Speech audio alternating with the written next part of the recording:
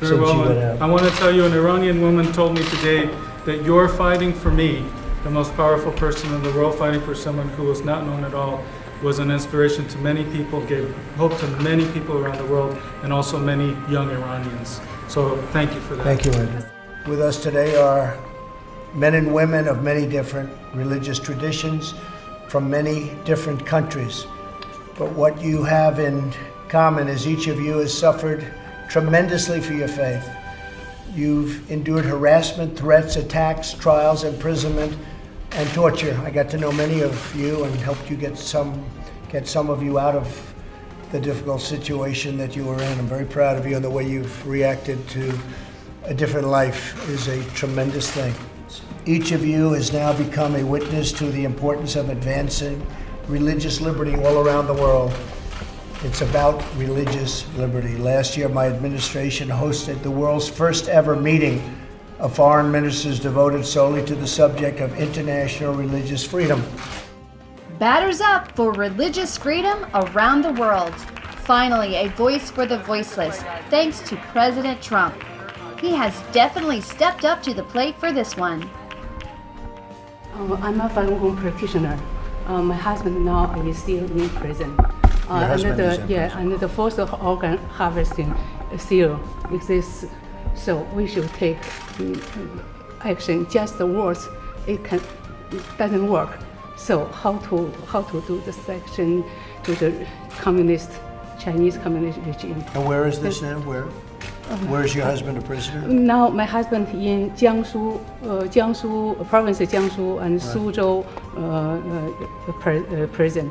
And 2018, last year, one of our practitioners, after 3 years in prison, he released home, and just one day he died.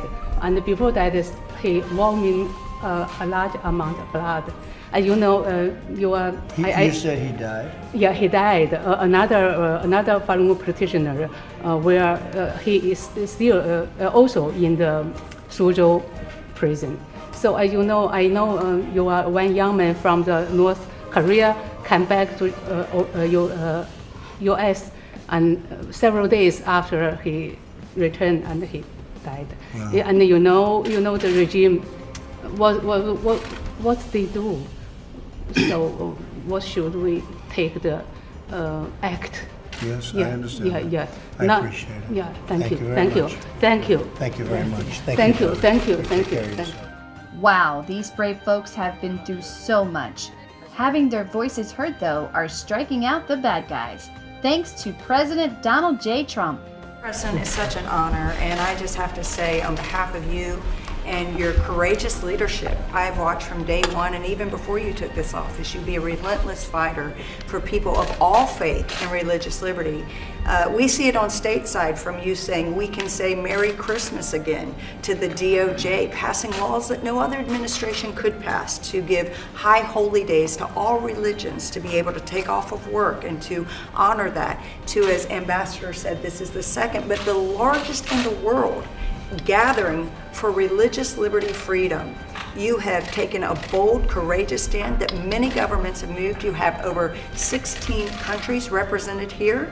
You have approximately 27 people, but I was in the room yesterday with thousands, and we had thousands that could not get in. So we thank you, President, for being the leader, the courageous leader to stand up not only in our nation, but countries all around for all faith of all people, that we should have the practice and the right to practice our religion. Thank you, sir. Thank you.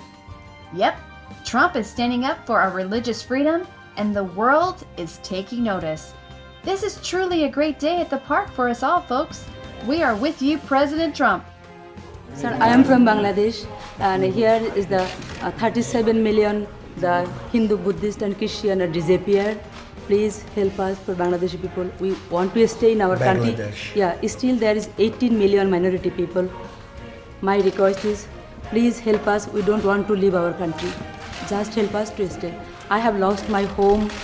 They burned my home. They taken my land, but no judgment yet taken place. Please. Who took the land? Who took the home and the land? The Muslim fundamentalist group. and always they are getting the political shelter. Always.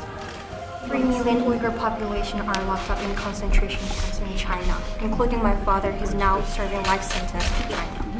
I haven't seen him since Where is that? 2013. Where is that in China? That's in the west part of China. The region in Chinese is called Xinjiang. Yeah. We call it Uyghur region.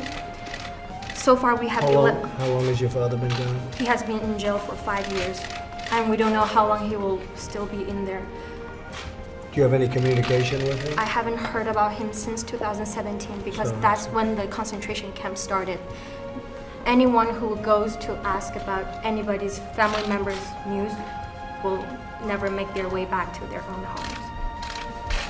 This is absolutely heartbreaking. We in America sure have a lot to be thankful for. And now we have a power hitter, President Trump. I want to thank all of you for joining us as we host this meeting for the second year in a row. A lot of individual breakout meetings are being had, and we're getting a lot of ideas as to how we can help. In America, we've always understood that our rights come from God, not from government. In our Bill of Rights, the first liberty is religious liberty. Each of us has the right to follow the dictates of our conscience and the demands of our religious conviction. We know that if people are not free to practice their faith, then all of the freedoms are at risk, and frankly, freedoms don't mean very much. That's why Americans will never tire in our effort to defend and promote religious freedom. I don't think any president has taken it as seriously as me. To me, it's very important. It's vital. It's really vital. And I just want to thank everybody very much for being with us today. You've been through a lot. And I think I can say it for everyone here. You've been through a lot, more than most people could ever endure. And I want to congratulate you, because that's what you need, is congratulations. It's really an honor to be with you, and I will stand side by side with you forever. And we stand beside you, President Trump. Your compassionate heart will be a light for many countries to follow, making this a Grand Slam Trump home run.